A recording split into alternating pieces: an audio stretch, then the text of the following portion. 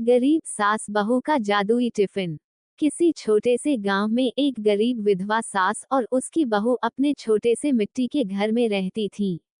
उनका नाम जमुना और गीता था। जमुना की उम्र लगभग 60 साल थी और गीता उसकी स्वर्गीय बेटे रामू की पत्नी थी। रामू कुछ साल पहले बीमारी के कारण चल बसा था और उसके बाद से ही दोनों महिलाओं का जीवन बहुत कठिन हो गया था। जमुना बूढ़ी हो चुकी थी, लेकिन फिर भी वह अपनी बहू के साथ खेतों में काम करके जैसे तैसे गुजारा करती थी।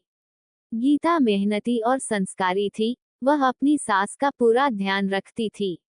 लेकिन गरीबी ऐसी थी कि रोज भरपेट भोजन भी नसीब नहीं होता था। हर दिन सुबह होते ही गीता काम की तलाश में निकलती। कभी गांव के खेतों में मजदूरी करती, कभी किसी के घर चौका बर्तन कर लेती। बदले में जो कुछ भी मिलता, वह लेकर घर आ जाती और अपनी सास के साथ बांटकर खा लेती।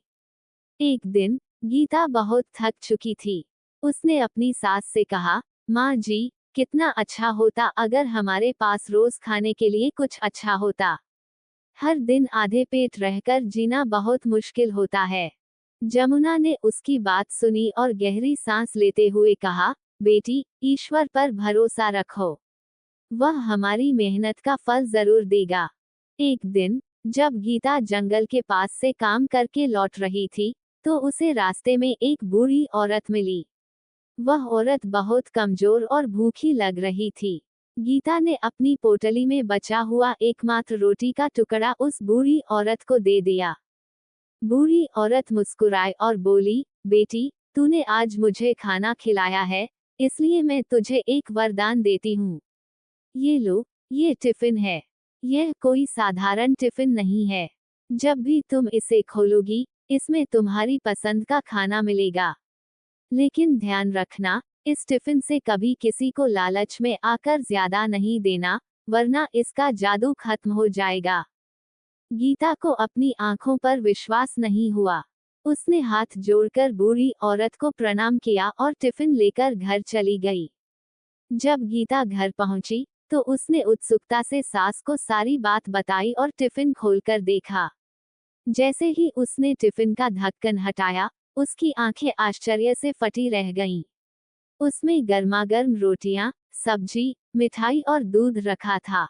जमुना ने ईश्वर का धन्यवाद किया और दोनों ने भरपेट भोजन किया। अब उनका जीवन थोड़ा आसान हो गया था। हर दिन वे टिफिन खोलती और स्वादिष्ट भोजन का आनंद लेती। धीरे धीरे गांव वालों को इस चमत्कारी टिफिन की भनक लगने लगी। गीता और जमुना पहले तो इसे छिपाकर रखती थी, लेकिन जब किसी भूखे को देखती, तो थोड़ी थोड़ी मदद करने लगी। लेकिन वे ये भी ध्यान रखती थी कि टिफिन का जादू बना रहे और वे लालच में आकर उसकी शक्ति को नष्ट न करें। एक दिन गांव की मुखिया की पत्नी ने गीता को बुलवाया और कहा, मैंने सुना है कि तुम्हारे पास कोई जादुई टिफिन है, जिससे हर दिन भरपेट भोजन मिलता है। हमें भी थोड़ा भोजन दो।